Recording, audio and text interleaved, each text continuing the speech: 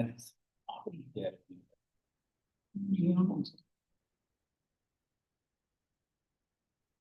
Good evening, everyone. A warm welcome to this month's Pleach Talk. Pleach India Foundation, with its mission to impact the world through the power of Indian cultural heritage, continues to build meaningful dialogues that connect the past with the present. As part of our efforts to disseminate heritage knowledge, the Pleach Talk series has been fortunate to host distinguished speakers from across the disciplines of history, archaeology, and heritage conservation, receiving immense support and appreciation from our ever-growing audience. Our speaker today is Ms. Sakina is a researcher, writer, and educator who divides her time between India and the United States through her work and travel while remaining deeply rooted in Hyderabad. She previously served as the director of the Early Childhood Education Center at the U.S. Foreign Service Institute in Washington, D.C., where she curated cultural and arts programs that fostered cross-cultural understanding. As an independent scholar, her work spans heritage, architectural history, and social cultural narratives guided by a strong sense of purpose and public engagement. She is currently authoring her first book and advancing a study on women of the Deccan, selected for the national seminar on mapping regional histories and now moving towards publication. Building on this research, her upcoming radio podcasts bring the voices and legacies of the Deccan to wider audiences, making history accessible, conversational, and inspiring across generations. A proud Hyderabadi, she continues to champion her city's cultural and architectural heritage through research, writing, and community initiatives. This evening, she will be speaking on heritage and power, tracing women's impact, Deccan 1600s, 1800. Without further ado, it is a pleasure to invite Ms. Sakina yes, to deliver today's Pleach Talk. If you have any questions or reflections, please share them in the chat box. They will be addressed at the end of the session. Before we begin, please mute your audio and video to ensure a seamless listening experience. Ms. Sakina, the floor is yours. Thank you. Thank you, Dr. E. Sivanaga ji, for this wonderful introduction. It gives me great pleasure to share my recent work on historical, cultural, and architectural heritage. And I'm truly pleased to contribute to a prestigious platform such as Pleach India Foundation. So, the lives of these remarkable women are quite detailed, rich, and fascinating that honestly, it would take an entire series of sessions to do justice to each one of them. And for today, the intention is to revisit their past with a broader narrative, keeping it simple yet detailed in a few areas. We'll be looking at their monuments, and even that is quite a vast subject, as there are plenty to explore. Some were built in their honor, while others were commissioned by these women themselves, like the Stepwells and Sarais. I think we are on page 4. Let's move to page 1. The title. Does it not display?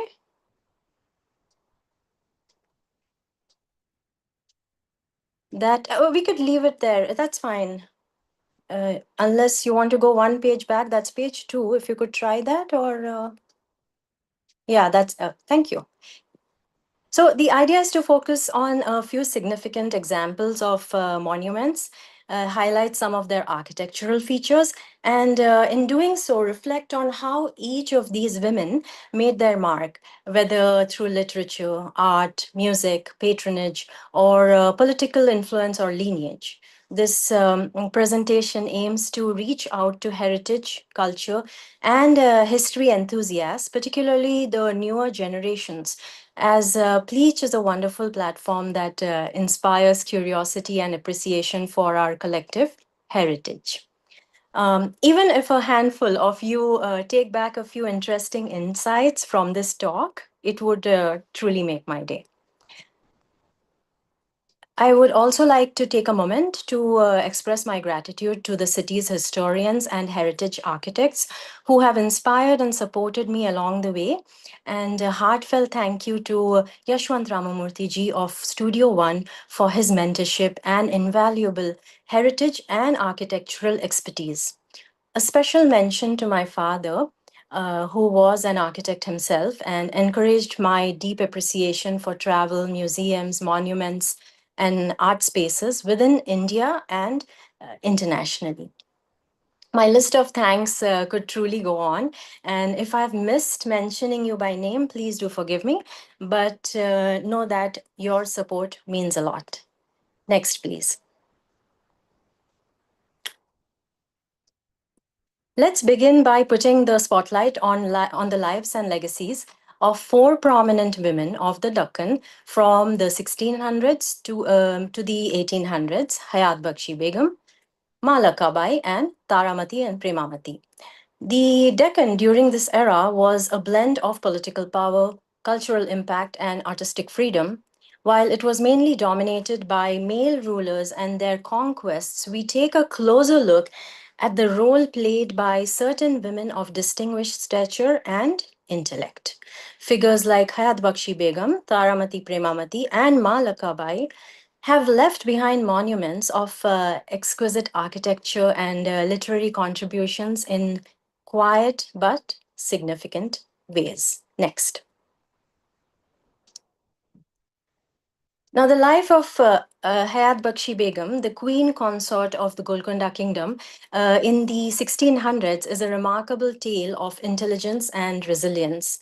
Hayat Bakshi holds a rare place in world history as she was a powerful influence on three generations of rulers, having served as a princess, a queen regent, and a queen mother in succession. As the daughter of Muhammad Quli Qutub Shah, the founder of Hyderabad, from whom she inherited the virtues of serving the kingdom, she played a significant role in the early leadership of the city. Later, as the wife of the sixth ruler, Muhammad Qutub Shah, who only lived a short time, she continued to hold her influence. So, most of Hayat Bakshi Begum's life was spent as the first regent and then, most notably, as queen mother to her young son Abdullah Qutub Shah, the seventh ruler of the Qutub Shahi dynasty. A truly exceptional woman, she skillfully defended the Golconda kingdom from Mughal invasions, and most of her and then most of her life she was relying on strategic diplomacy and alliances rather than warfare. Throughout these personal milestones, she remained steadfast and safeguarding her kingdom and prioritizing the welfare of the people. She was revered to and respected as Ma Sahiba, a title that translates to Queen Mother. This slide brings together three generations of the Qutub Shahi rulers, all directly linked to Hayat Bakshi Begum. On the left, we see Muhammad Quli Qutub Shah, the fifth ruler, her father and founder of Hyderabad. You'll notice the poetic elegance in his stance, and he was a patron of architecture and a celebrated poet. He was a ruler with a vision and built the iconic Charminar. At the center is Muhammad Qutub Shah, the sixth ruler and Hayat Bakshi's husband. She certainly had great influence over her husband during his comparatively brief ruling period on the throne, and he had a short life of 33 years. And on the right, we have Abdullah Qutub Shah, the seventh ruler, Queen Mother Hayat Bakshi's son. He was the longest ruling Qutub Shahi ruler, and for over 4 decades, Yeah, from 1626 to 1672, 4 decades he ruled. Now, you'll notice something unusual about this slide. The top portrait frame is empty. It is left intentionally blank. This frame is here to represent Hayat Bakshi Begum, the Queen Mother, Ma Sahiba. What's fascinating and quite telling is that while we have these portraits of the men, there is no known image of Hayat Bakshi Begum herself. And despite her extraordinary role in politics, architecture, diplomacy, urban development, and cultural landscape, there is no known surviving image of or a painting of hers. A powerful woman that was so central to the dynasty was not visually documented like the men. Because as we all know, as most of us would know, that in that era, women of high status, especially those belonging to the royal lineage, often remained behind the parda or the ghungat, not just in life, but in historical representation as well. So while her face is missing from history, her legacy is everywhere. Her name lives on through Hyderabad, the Hayatnagar suburb, which she founded, the sarais, the baulis, the mosques that she commissioned, and the political moves which she made. Now, next, please.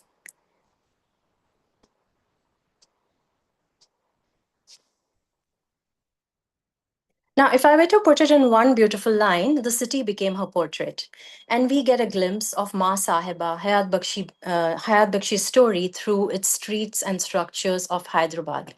In fact, the entire Hayat Nagar area, which today is quite a busy and a thriving one, it was once a vast village that was initially named Hayatabad, almost like a new town, which, according to historical accounts, Hayat Bakshi herself commissioned to build it like a resort with the royal palaces, several lush green gardens, and tall palm trees. And about 2 or 3 kilometers away, she built a caravanserai, a stepwell, and even a prayer hall. Let's turn the page to look into these and more. Next. Hayat Bakshi's Hatiboli. Hatiboli is a 400-year-old Qutub Shahi era structure located in Hayatnagar, along with the historic Golconda Machilipatnam highway. It was commissioned by Ma Sahiba, Hayat Bakshi Begum, in 1626 AD and was built as part of the caravan sarai called Sarai of Ma Sahiba. Now, during this era, this huge step well functioned by channeling water through terracotta clay pipes to irrigate surrounding gardens, especially the Hasbagh gardens outside the Sarai, as well as the farmlands and the forests.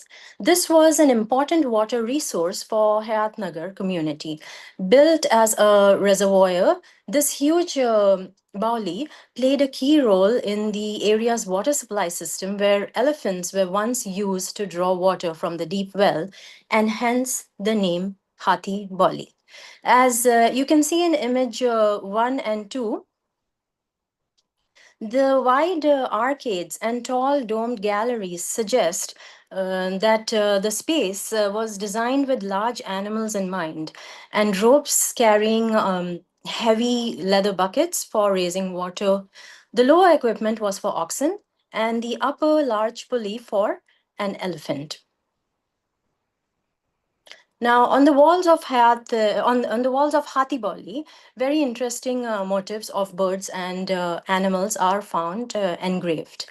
Since the ancient times, animals and birds have been carved into monuments, temples, and archaeological sites as symbols of power, prosperity, and divinity, just to connect with the nature. For instance, the saras or crane, the crane bird, often stands for wisdom, love, and long life, while the bull is a symbol of strength, abundance, and agricultural wealth. Their presence in Hatiboli suggests that the stepwell was not only a practical structure for water conservation, but also a sacred space celebrating life and resilience associated with nature. Now, imagine this step well in the 1600s, filled with cool, clear water. Close your eyes if you want to for a moment.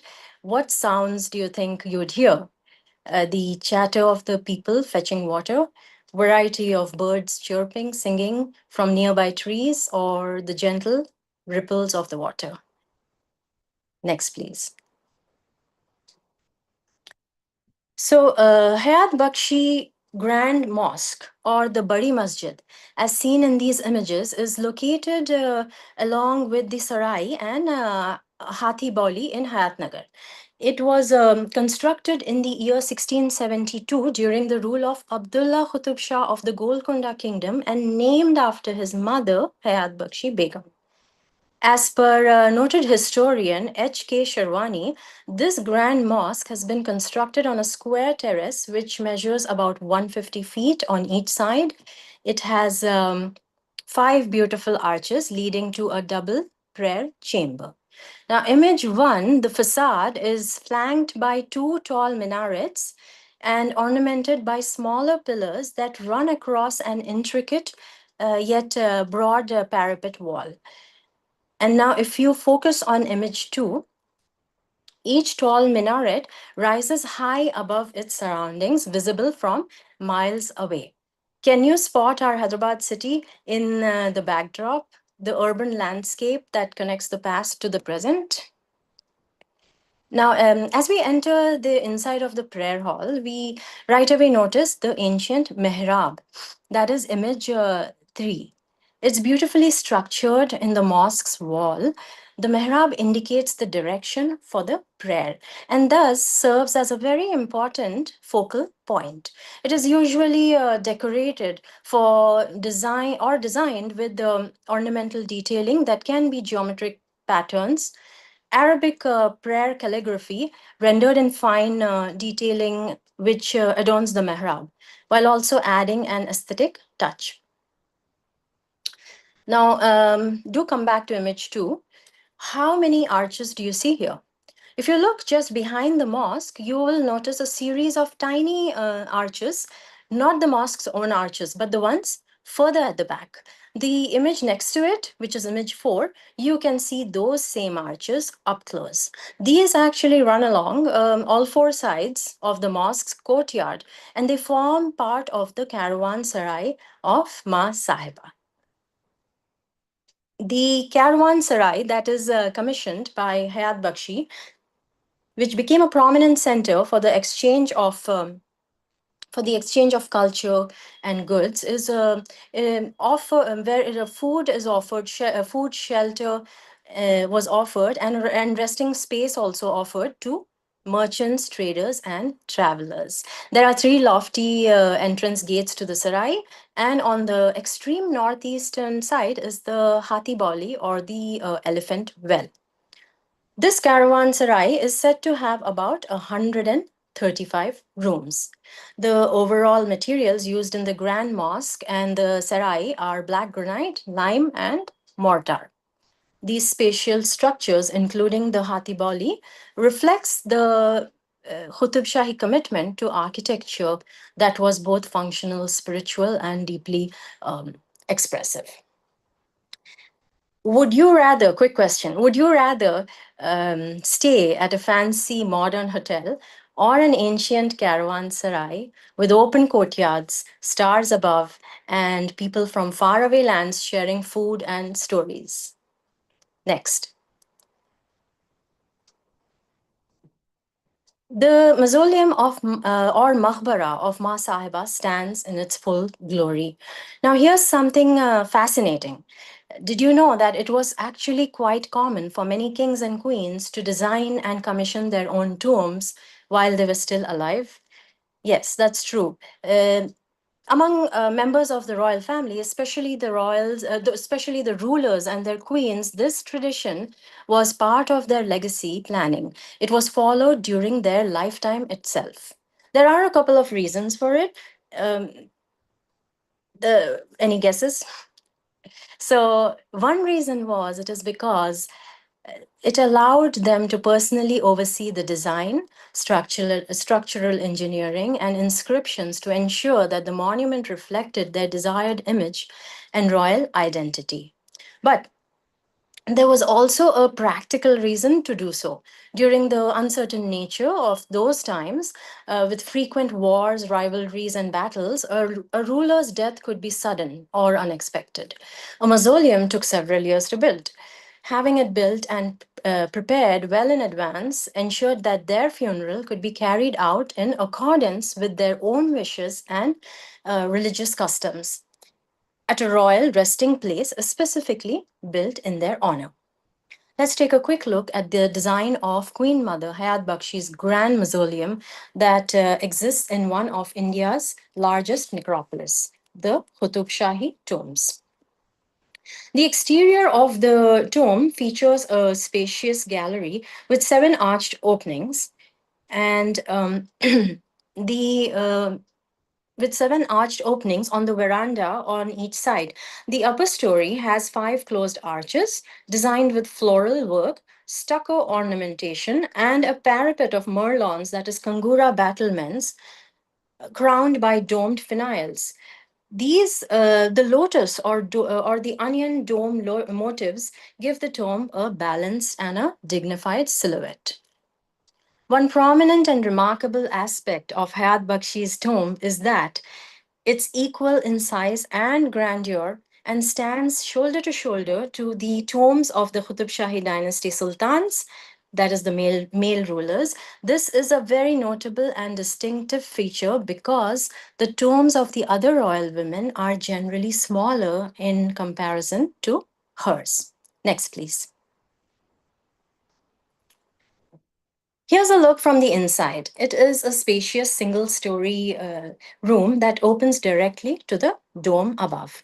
Today, the interior remains spare and vacant. However, according to historical records, French traveler by the name Thévenot, who visited these tombs in the year 1656, I'm sorry, let me correct that, 1666, mentions that the interiors of these magnificent mausoleums used to be furnished with silk carpets and chandeliers, floor lamps, and velvet canopies on silver poles. Copies of the holy books were kept on pedestals, book stands, that is, and readers recited prayers at regular intervals. Golden spires were fitted over the tombs of only sultans and the queens to distinguish their tombs from those of the other members in the royal family. Now, the second picture. Yeah, the second picture is the doorway's entrance and exit to the tomb. It's actually a heavy wooden door with a black door frame. The stucco and the tile border is quite prominent here. And right above the door is the Roshandan, a skylight and ventilation window with geometric lattice jali, commonly found in traditional North Indian architecture, similar to the one that you see in the image 3. Now, there are no electrical wires, tube lights, fans, or switches here. The shiny light that you see comes from the sunlight, which is filtered through the intricately carved lattice jalis. And in the image 4, you see the inner surface of the dome ceiling.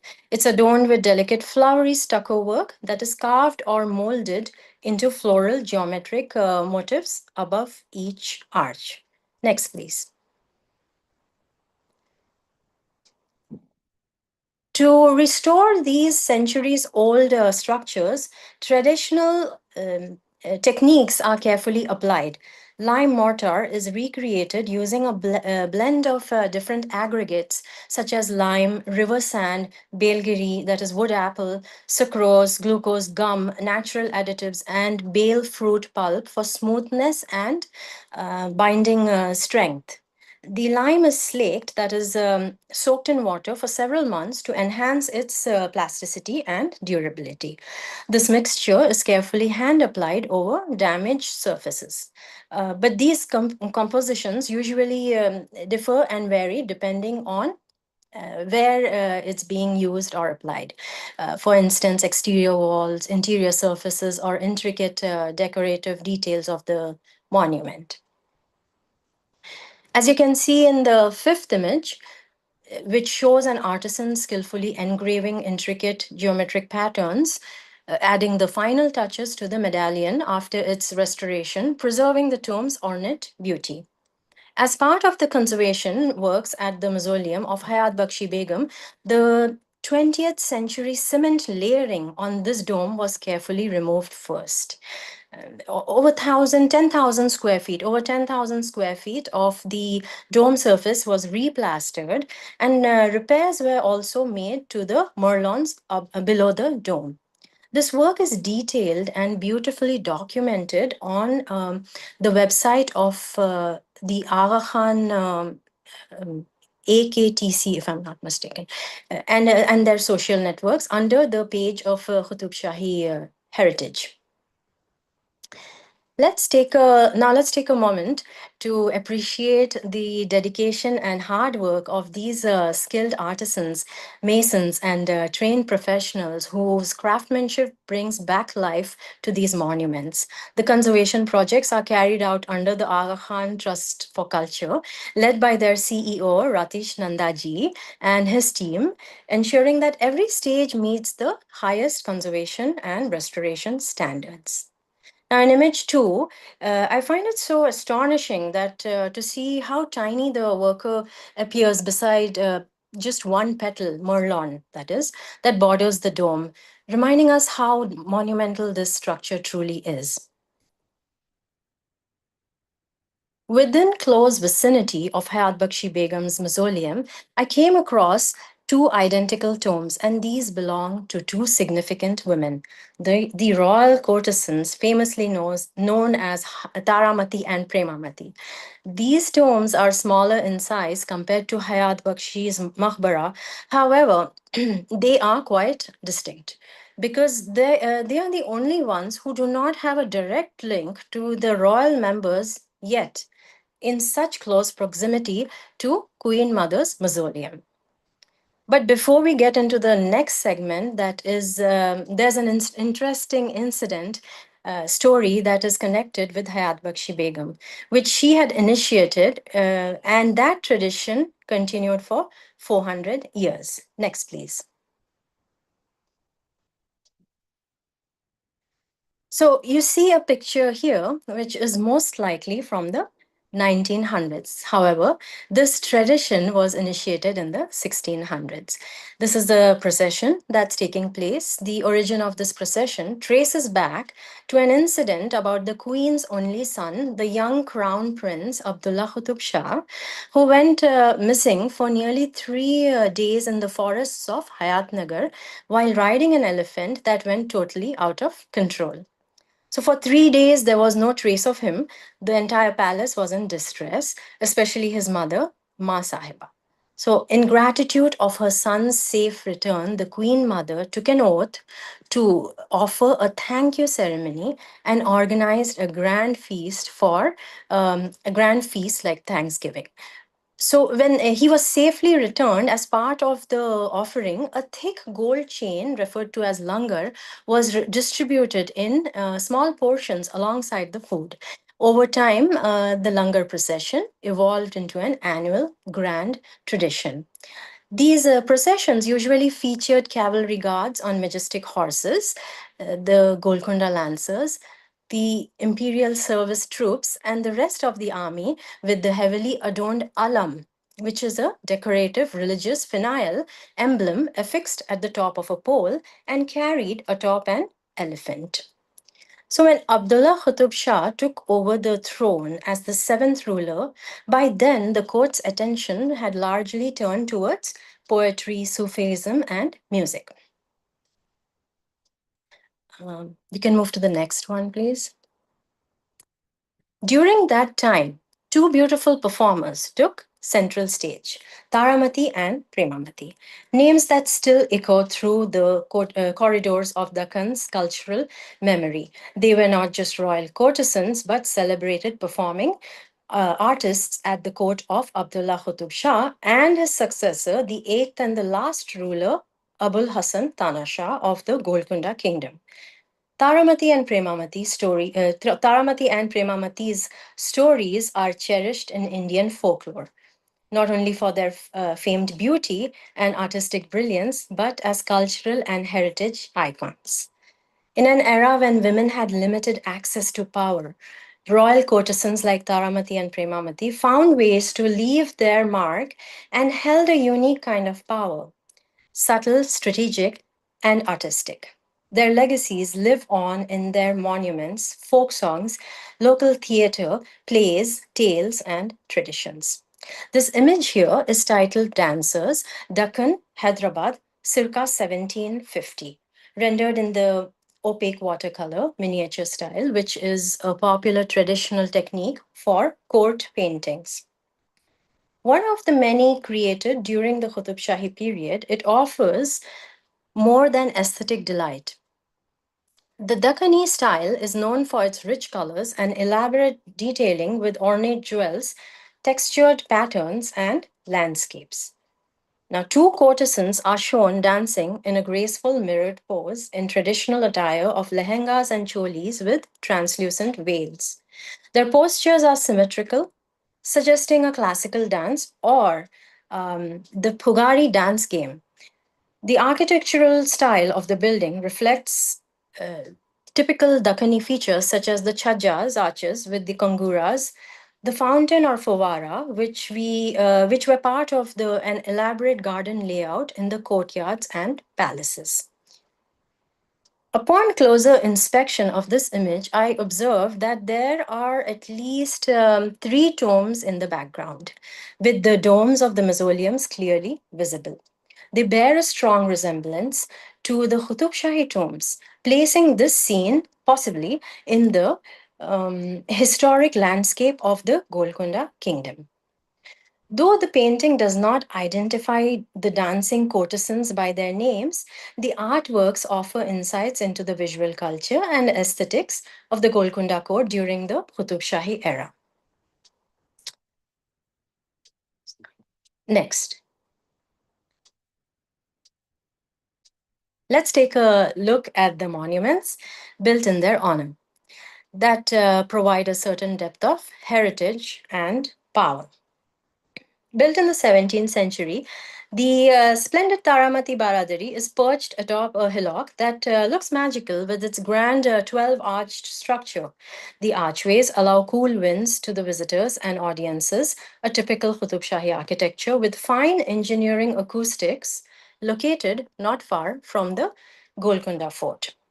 Researchers, architect S.A. Akhtar and Dr. V. Kavathekar, in their acoustical characterization of Taramati Baradari, have noted that the hall's design is one of its most remarkable features, and even a whisper from one end of the hall can be heard at the other end, making it an ideal venue for musical and dance performances. Renowned particularly for her ethereal voice and grace, it is said that Taramati's songs would echo through the stone corridors of the royal fort.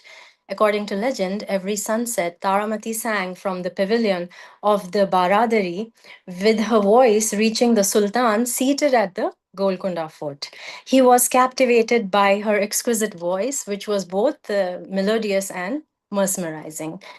And according to folklore, Pemamati, who was the graceful dancer and a performer in the royal court, would dance on moonlit nights and entertain the patrons and travelers at the sarai with beautifully balanced rope walking performances. The first two black and white photos date back to around 1924-25, and nearly 100 years later, we have the after images of what it looks like today. Next. Here's an architectural, this is an archival architectural plan of the same. Taramati Baradari was first a historic sarai that formed part of the larger Ibrahim Bagh, a Persian style garden complex established during the rule of Ibrahim Khalil Qutb Shah in the 1500s. Later, it is said to, um, sorry.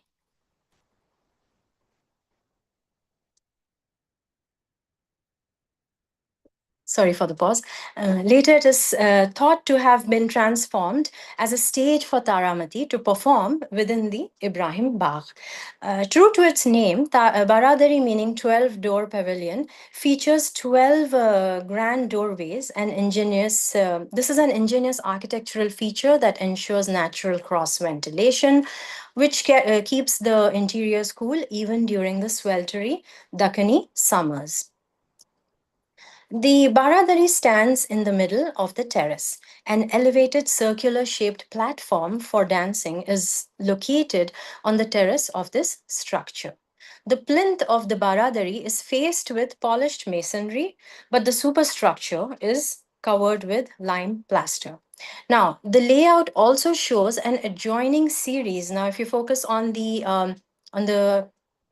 right, yeah, on the right, you see the darker part of the Taramati Baradari, that, yeah, shows an adjoining series of chambers and corridors that possibly served as resting quarters for travelers, musicians, and royal guests of this historic sarai.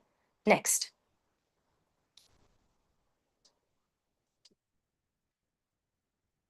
This is a stunning 17th century Dakkani painting, which captures a moment of refined courtly elegance. It is the earliest um, it is the earliest from a group of 5 miniatures. This work is a detached folio from an album, and the title of this miniature is Abdullah Qutub Shah on a terrace with attendants. The central figure, a seated sultan, is richly attired and placed slightly elevated, visually emphasizing his status and authority, possibly accompanied by the royal courtesans Taramati and Premamati.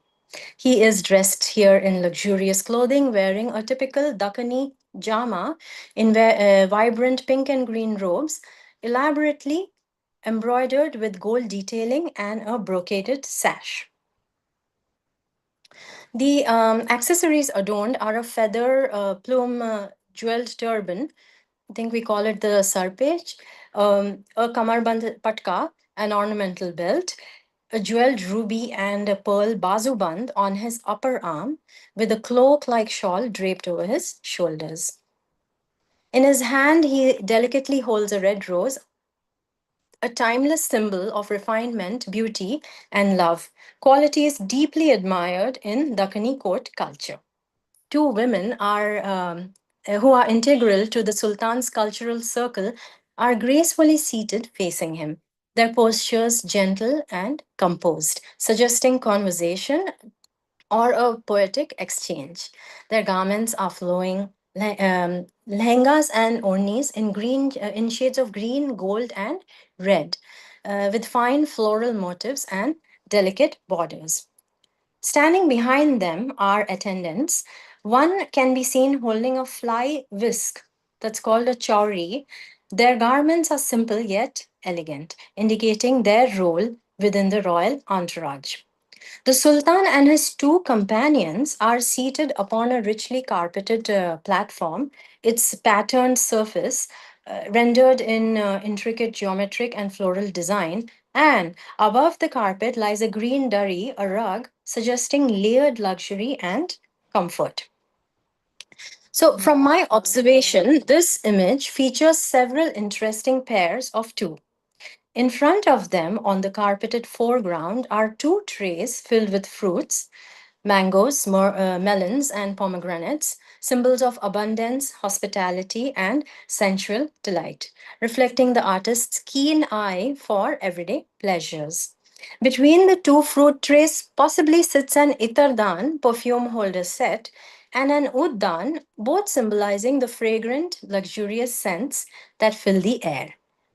Now, at the bottom left, two deers recline peacefully that evoke the harmony of nature.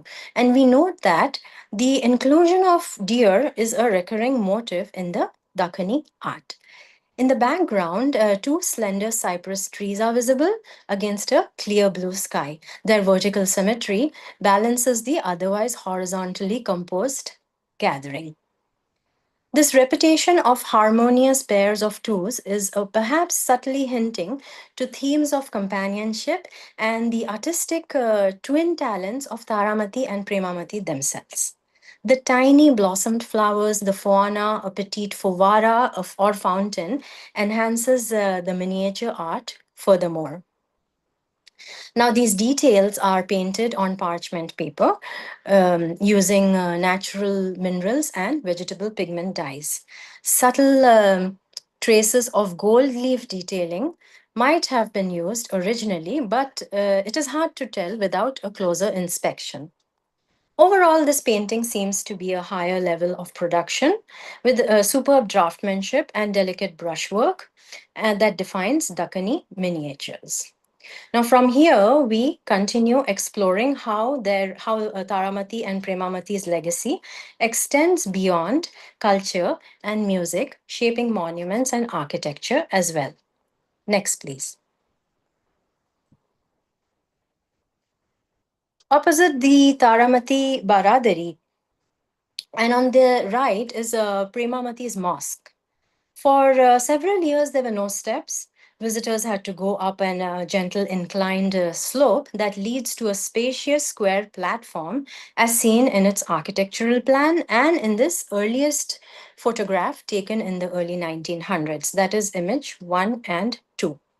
The main facade is highly symmetrical, marked by five prominent arch openings, as is typical of Qutub Shahi architecture. The corners of the mosques are accentuated by large semi cylindrical towers, giving it a fortified and a bold look. The planner has shown his special fondness for using large blocks of masonry in facing the building. Photograph 3.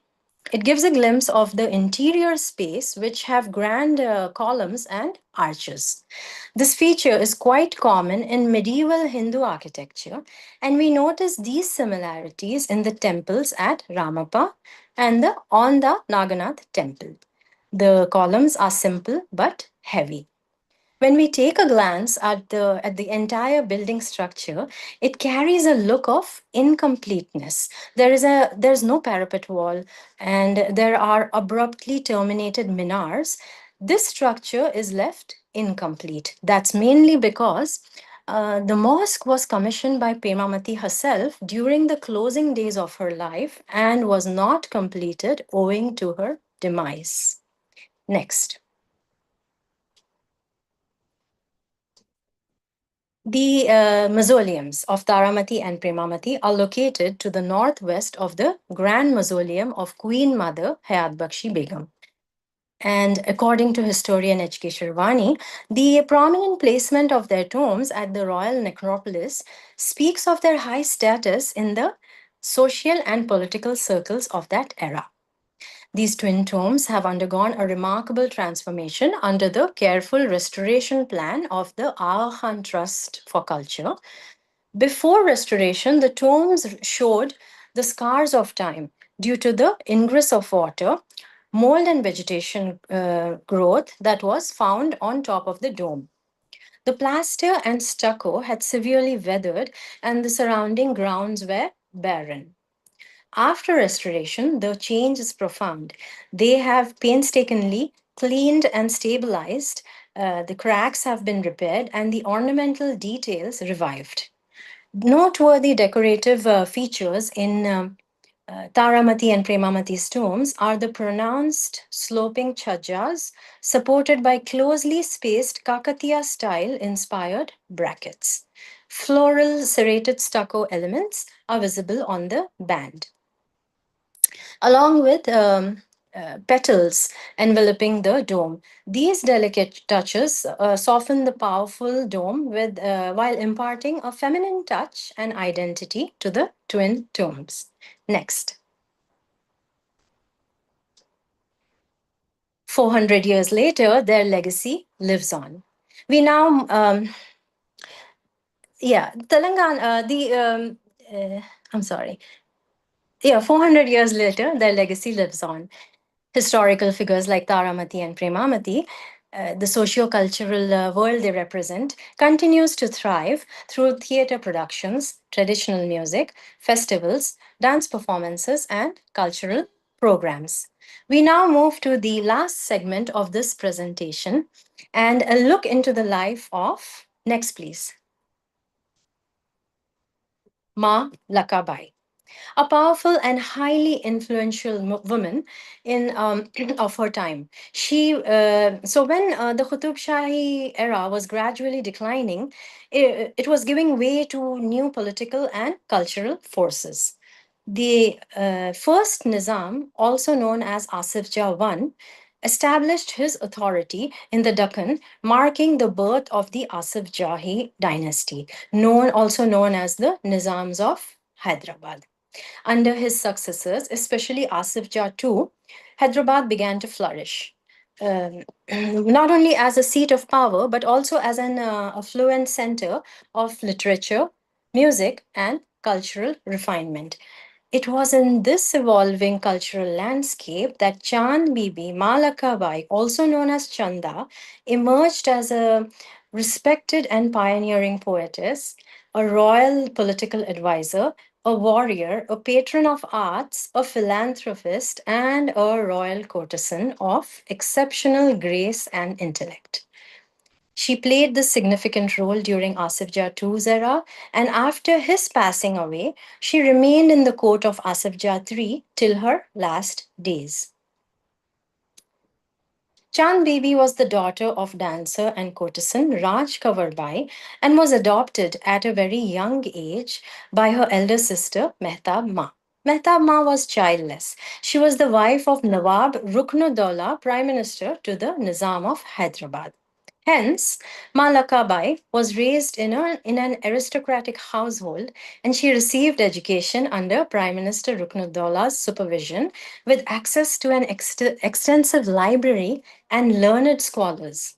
It is said that by age 14, Chand Bibi was well versed in classical music, Dakkani Kathak, poetry, hunting and military skills, archery, javelin, and horsemanship.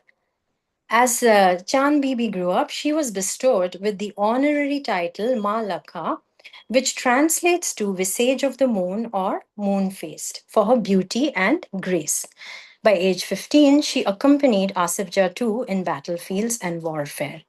Now, during these battles, Malaka would dress as a male warrior and showcased her military skills. Highly impressed by her courage and strategic abilities, the Nizam honored her with the title of Umara, a rank primarily reserved for the male military commanders and nobles. This title came with armed guards and 100 drummers announcing her arrival with drum beats. Author and historian Scott Kugel notes that Malaka Bai, while known as an aristocratic courtesan, was deeply influenced by Sufi and Bhakti elements. Although Malaka practiced Islam, she was influenced by the understanding of Hindu books and philosophy as well. Her first language was Urdu, and she was also fluent in Arabic, Persian, and Bhojpuri languages. Ma Lakabai Chanda was granted land grants by the Nizam, and in several of these estates, she commissioned the construction of baghs and baulis. Next.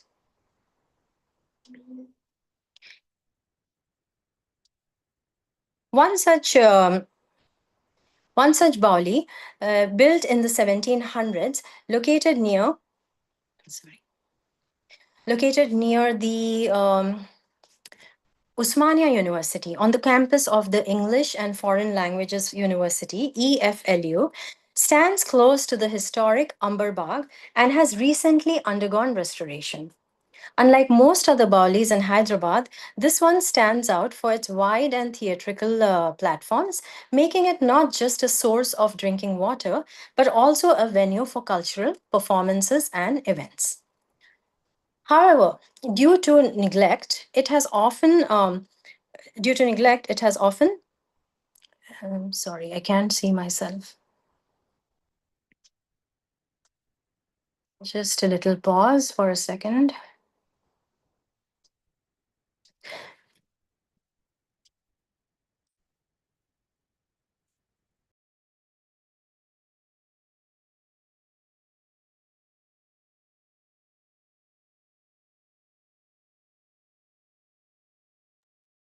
So, however, due to neglect, it has often needed repair and restoration.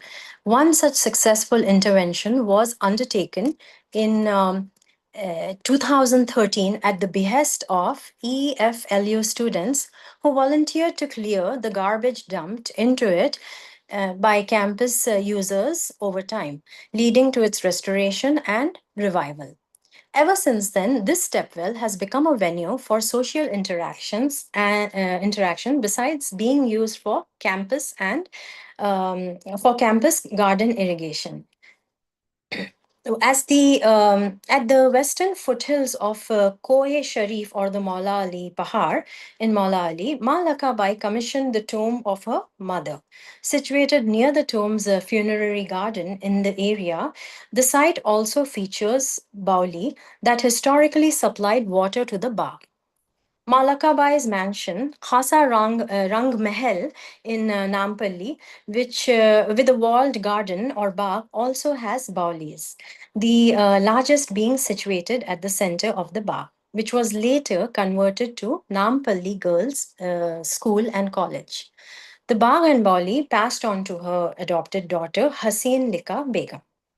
Malaka also established a cultural center in which girls were trained by her along with other dance masters. This was an institution where she patronized dance and music to continue a lineage of dance performances to learn Dakkan's style of Kathak. Next.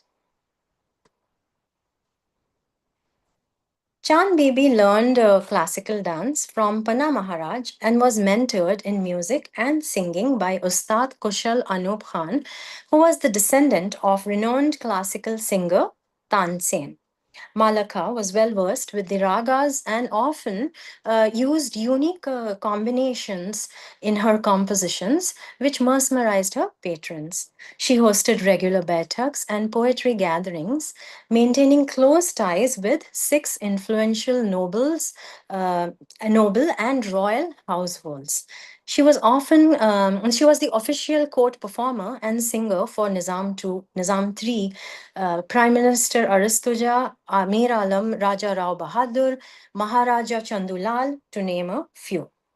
Well-known historian Sajjad Shahid notes that Ma Lakabai was likely the inspiration for the famous novel Umrajan Ada, written in 1899, which was many years later inspiration for the Indian successful film Umrajan. Now, Malaka was highly talented in literature, one of the first Urdu poetess to have a divan anthology published of her work posthumously titled Gulzare Malaka. And her verses reflect deep spirituality and a keen understanding of human emotions. Then there is Diwane Chanda. It's a manuscript collection of Malaka's 125 ghazals, compiled and calligraphed by her in the year 1798. It was signed and gifted to Captain John Malcolm in 1799 during her dance performance at Mir Alam's residence. It is now preserved in the British Museum. She sponsored and supervised the publication of Mahanama, a historical book about the revival period of Hyderabad state. Her popularity in reading poetry made her the first woman poet of the region to participate and present her poetries in a mushaira, that is the poetic symposium, which was earlier reserved for men only. Now let's have a look at this miniature. This Ragamala miniature is from around early 1800s. Here, here Chanda is seated gracefully as she would often recite verses of her own poetry in a singing style. She is seen surrounded by her devoted musicians and attendants. The scene beautifully showcases the blend of classical music and a cultural scene of the royal poetic mehfils. One of her most famous patrons was Raja Rao Rambha Jayawant Bahadur, the military chief of the Marathas. He is seated in front of her and is the special audience here. He seems in complete admiration of her poetic singing.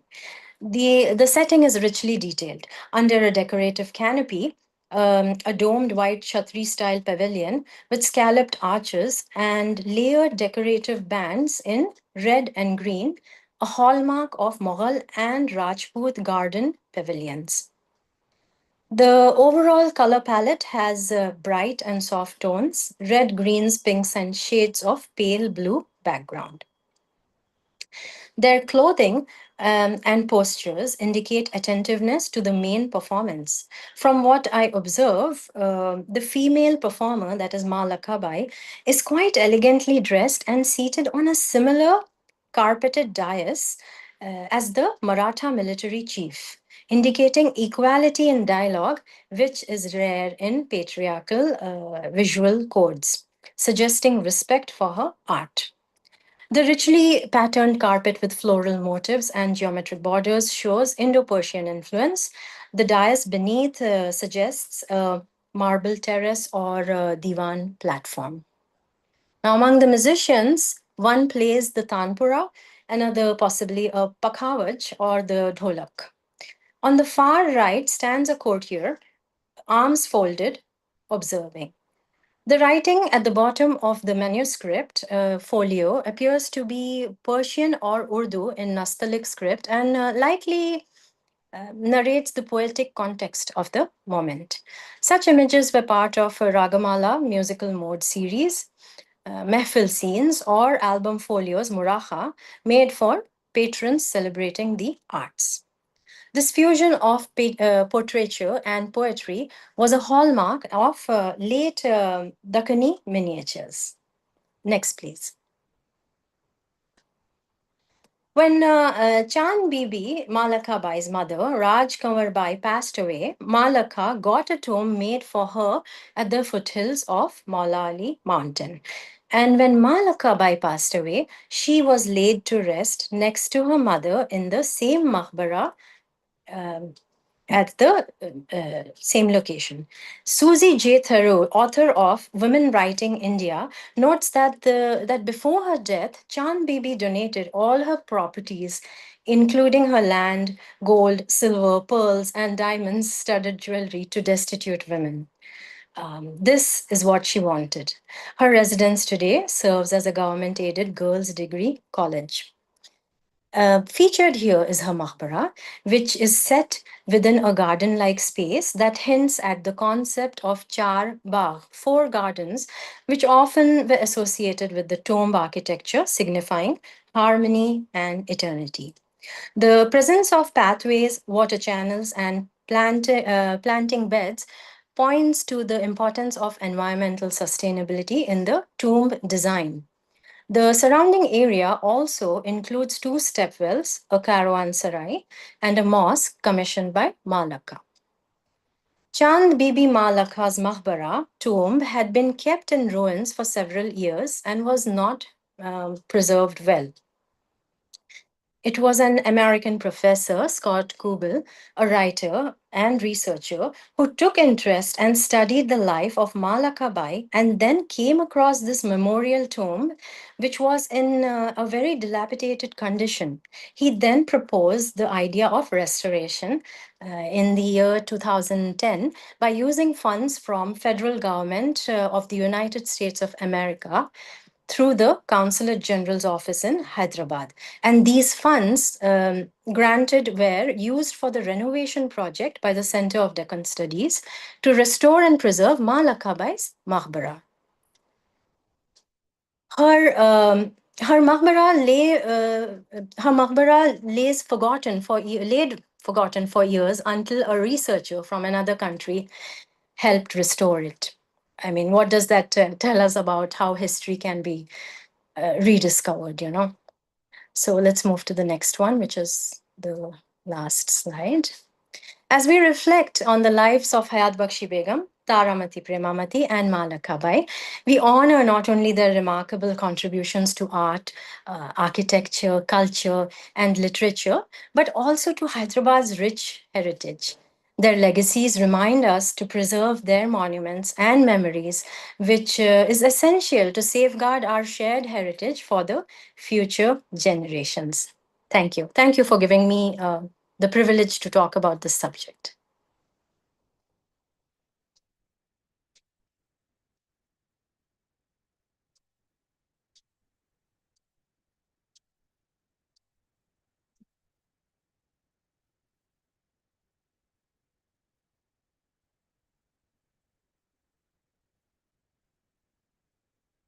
I believe the talk has ended now.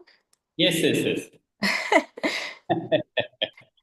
I hope you didn't doze off. No, no, ma'am. It is very nice, very nice. Then, Thank you so much. ma'am, Yes. we thank you so much for your wonderful scholastic talk, supported by wonderful illustrations and pleasant miniatures, etc. And can we take up a few, one or two queries that we received? Absolutely. Yes. Please go ahead. Then, but we do not have the name. But yes, ma'am, you have mentioned that Ma Saheba Hayat Bakshi defended the Golconda Kingdom from Mughal invasions. Could you please elaborate? Yes. Okay. Yeah. That's about. Let me go. Can I read that question as well? You mentioned that. Ah, Okay. Yes, I see it here now.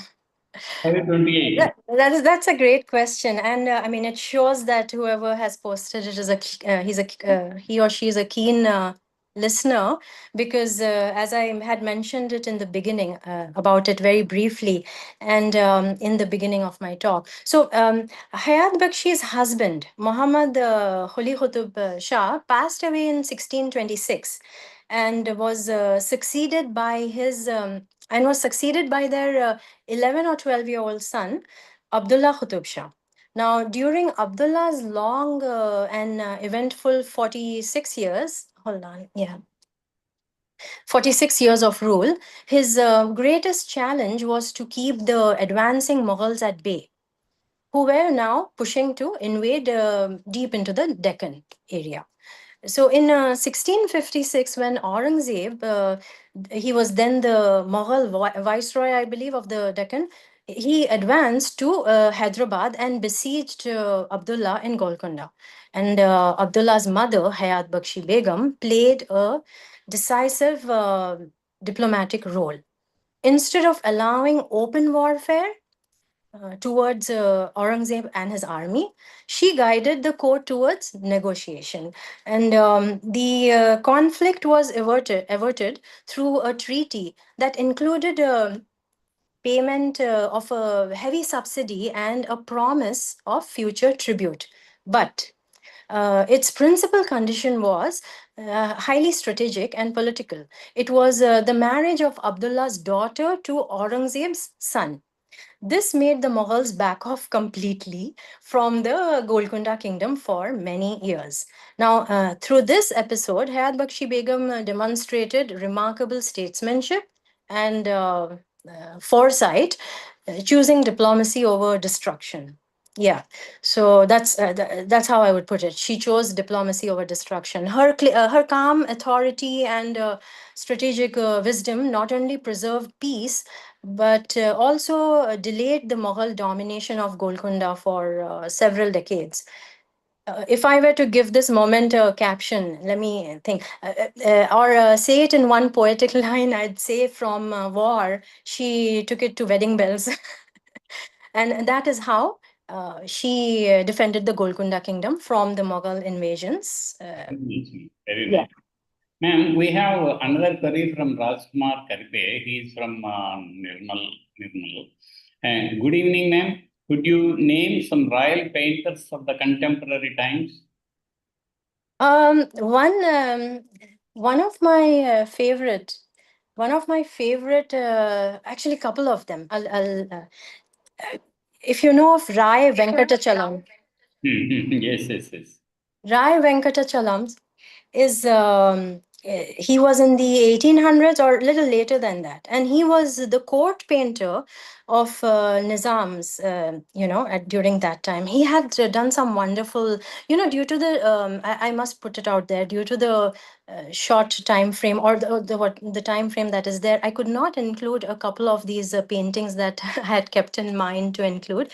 There's a specific painting that is displayed at the lovely, magnificent Salarjung Museum in Hyderabad. That is the painting of I cannot remember the name. It's a hunting painting. It's so detailed and so beautifully done, and it is has Malakabai in it, sitting on a palki, and she is also part of the troop of the hunting, entourage expedition that the Nizam had gone. So that painting is done by Rai Venkatachalam, and another one from that era that I can think of is I'm forgetting the name. Sitaram. Sitaram ji was, he wasn't towards Deccan, it was more towards North. He is one of those forgotten painters, artists, wonderful artists. He has a blend of, if you notice his paintings if you compare to Rai Venkatachalam, his is more a blend of Indian and European, I would say, very light watercolor paintings. One of them is by the Ganges River. Boats by the Ganges, I believe, is the name. It's really beautiful. And another one is, I think, a tomb painting. So these are a couple of my favorites, actually, if you ask. So they are really good. You could Google them anyway. You'll come up with a lot of images. They're Thank you, beautifully ma'am. done. Very detailed painting. Thank you for the question. Thank you, Sakinaji. One more question from the with a no name, but it is A. I read somewhere that the Osmania University land actually is of Malacca. Is it true? And please share how did that happen? Um, the Usmania, yes. Okay. Yeah, I was expecting something on that. Ultimate. Hmm. Yes, I can see that question. So, due to she had these Malakabai, she had these exceptional military training and mastery in hunting.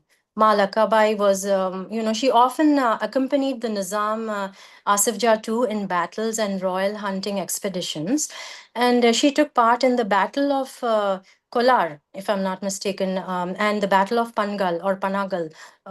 And highly impressed by her courage and strategic abilities, the Nizam honored her with the title of Omara.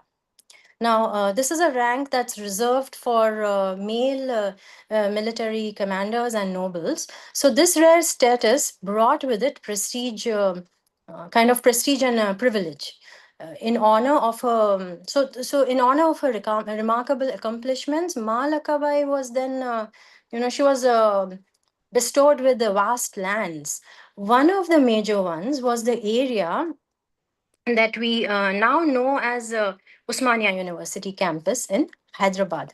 A century after her passing away, during the rule of Nizam the Seventh, that is Mir Usman Ali Khan, Malakabai's land at Adikmet Taranaka Yes, yes. it was acquired in 1928 for construction of the beautiful Arts College building of Osmania University. Now, this new campus was inaugurated in December 1939, I believe. I'm not too sure. 1937 or 39, I think. I'm pretty much sure. Till then, the university functioned from a temporary campus in Bashir Bagh area in Hyderabad. Now, the Usmania University is not only the seventh oldest in India, but it holds the distinction of being the first university founded in the erstwhile formerly princely state of Hyderabad. So while I'm speaking of it, I'll share a little, couple of spectacular architectural details of this building. Now, this building was designed by this Belgian architect Ernest Jasper in collaboration with the supervision with architect Zainuddin Yarjung.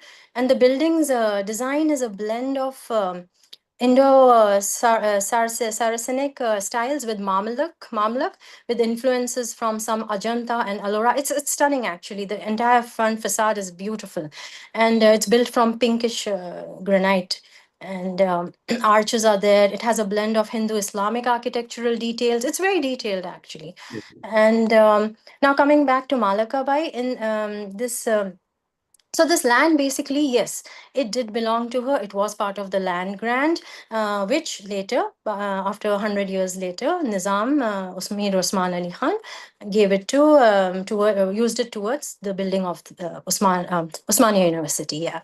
Thank you, ma'am. Thank you, ma'am. Thank you so much. Thank you for the question. We have two things. One is another a small clarification. Sumalini Reddy, advocate Hyderabad High Court, Telangana High Court, and she is asking that little more on Malaka Bai's tomb in Maulali. You mean the art? I think she means the architecture, maybe, or maybe the surrounding area. The surrounding is basically, you will find a caravanserai. You will find also Baoli. Oh, sorry about that noise. It's a little loud here. And then you will have of course, the tomb. It's beautiful if you have ever visited. And then you have in front of it the char bagh landscape. I have some folks bursting crackers. Sorry about the sound that's in the background. And so the that's the style. That was the style. Any of these tombs or the palaces or the from that era had charbagh, beautiful lush gardens, and a fountain definitely right in the center of it. Then you had the Bauli, of course, which would then serve the purpose of irrigating the nearby channels and the water, providing water to the tomb. And there's a prayer hall also, the mosque. There's a masjid there. So these were the wonderful how wonderfully it was constructed, and the area is pretty big. Yes, Yeah. ma'am. One more is from Ellie. It's a query. How or what is the connection of Ma Sab Tank to Ma Saheba in Hyderabad city? Any historical significance? The okay. I'm running a little short of time, but I'll definitely answer her question. Yeah, absolutely. I'll answer her question and then we could wrap it up. Yes. So, in this same slides, if you could move a little ahead, I should have an extra slide of the map. That'll be very interesting for our viewers to see the map while I'm speaking of it. The reason I have a few extra slides here and there is because, I could not include it in the entire presentation due to, exceeding time limit. But we could pull it up right now if you would like to do that. Is that possible? Just because the question, what she has asked is so interesting, and I do have a picture of it, to be honest. So we could do that. You may find it at after, all the way after. Another one thing, if we can pause at the images, photo, credits, and courtesy page, I don't think we have. Yes, this one. This is also,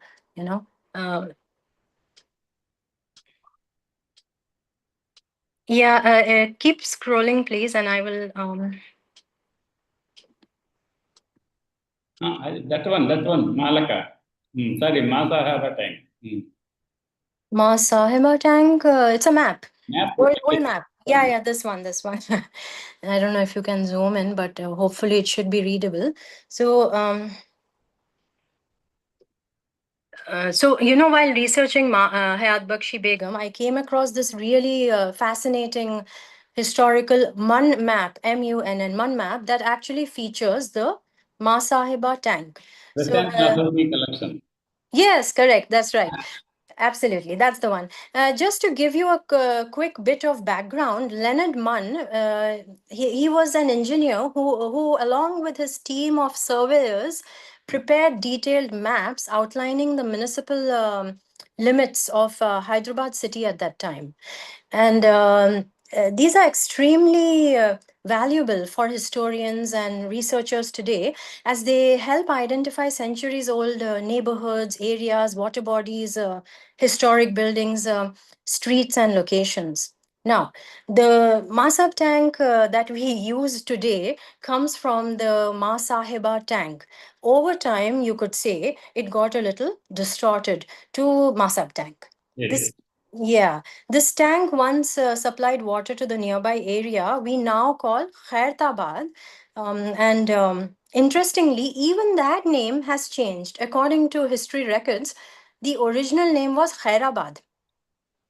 And that the name distortions over time seem to be a recurring pattern in our Hyderabad's history.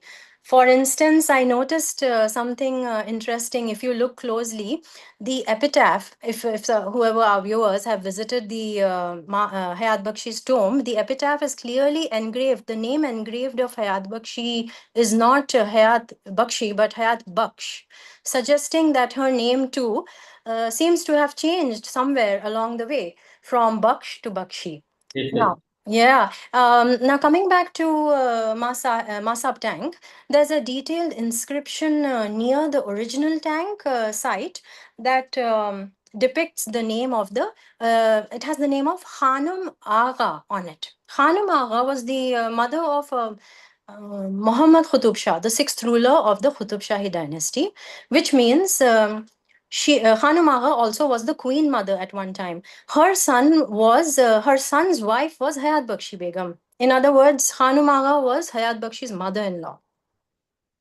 Also to be noted, it appears that the title Ma Sahiba was traditionally used for all queen mothers to the of the Qutub Shahi rulers, reflecting their esteemed status in court and society. According to Deccan Archives, Sibghatullah and Anuradha Reddy ma'am, the convener of Intact Telangana, the inscription is quite detailed. It includes Khanum Agha's lineage and mentions her father's and husband's name with the date inscribed as 1620 CE, as it was commissioned then. So, over the centuries, this tank had the name of Hanumaga inscribed, and it became famous as a talab, if I'm not mistaken. It became famous as Talab-e Ma Sahiba, which Yes. then got corrupted to. Masada. Correct, yeah. The name by which it is known today.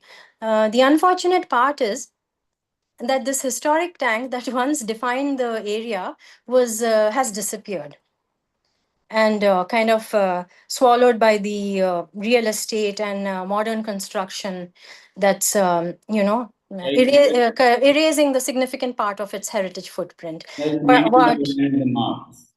exactly, yes, what remains is mostly the name now, and that too Masab tank.